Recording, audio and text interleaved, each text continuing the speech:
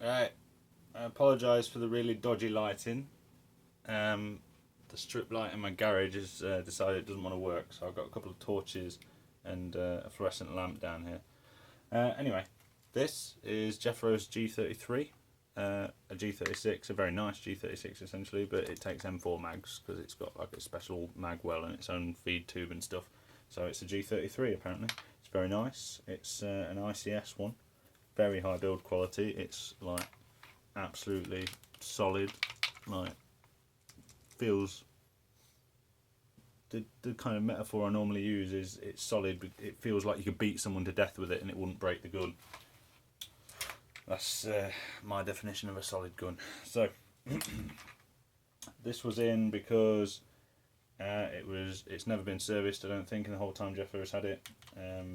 Never been opened up, and it was firing less than 300 FPS. So we just said, see what we can do, see if we can get the FPS up a bit. So it was a full strip down service. I've radiused the gearbox, put a sorbo pad in, new O-rings, cleaned it all. The shimming needed quite a bit of work, so shimming's fine now. Soldered all the connections, switched it to Dean's. Getting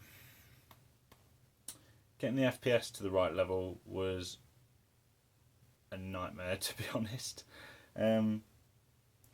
After the service, after I cleaned it all and everything, I put the original spring back in because normally the FPS climbs up a bit after you replace the O-rings and lube everything.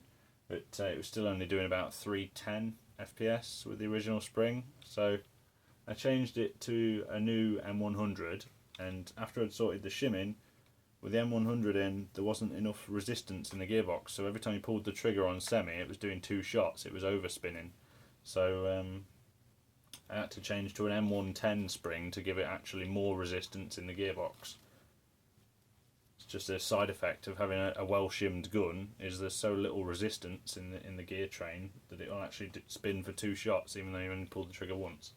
So I put the M110 spring in, and that made the FPS jump from 310 up to 390. Yeah. I tried swapping the cylinders around, tried a ported cylinder. Well, it already had a ported cylinder. I tried a different ported cylinder, but tried a non-ported cylinder. Didn't really make much difference. The lowest I could get it was 375. So eventually, on the 5th strip down of the gun, 5 times I've took this gun apart. I'm really good at taking this gun apart now. It took me about an hour the first time. Took the whole top rail and stuff apart. It was only after the 3rd time I realised you don't have to take out these bolts here. You just have to remove the stock, take off the mag well, and the gearbox bit kind of hinges downwards out the bottom of the gun. You don't have to separate this top bit to remove the gearbox. You can just swivel the gearbox down out the gun, but you do have to remove all the barrel section, all the inner barrel and the hop unit and everything that's screwed in with 3 screws just here. So I'm pretty good at stripping it down now. After messing around with different combos of springs and cylinders and stuff, I figured I wasn't going to get it down to 350 that way, so eventually just did what I normally do to most of the upgrade guns, because this is basically just in for a service. He just wanted it sorting out, getting it usable, whereas normally on the upgrade builds that I do, certainly I'll short stroke them at least 1 or 2 teeth, so I've ended up having to short stroke this 2 teeth to it's still on the M110 spring, so it's got quite a bit of punch to it, but it's now short stroke 2 teeth to take about 30 FPS off, and it's pretty much 350 bang on now. So this is fully usable now. I think it's on, I think the 2600 milliamp hour lipos, and on the Deans with all the soldered connections and stuff now, and a nicely lubed up gearbox. It's really quite snappy. For saying it's not got a MOSFET. Can you see me okay? Bet this looks like a flipping Taliban video with all these torches in a cave. Oh, it is 2:30 in the morning, by the way.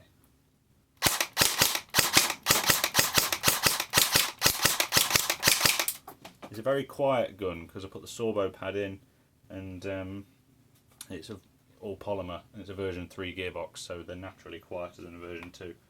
All you can hear is a bit of the motor whine, but not much I can do about that.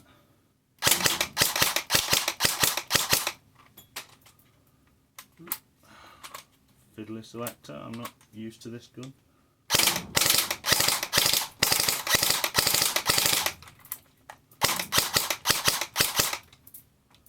It's not bad, not bad. These mags go on for ages. I think they're like 190 round mags or something. Could be here all day.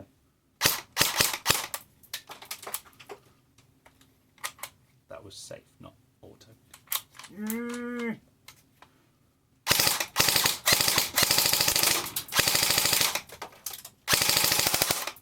There we go. Okay. So, very happy with that. Should be an extremely solid, reliable gun from now on. Certainly not going to have any problems with the gearbox.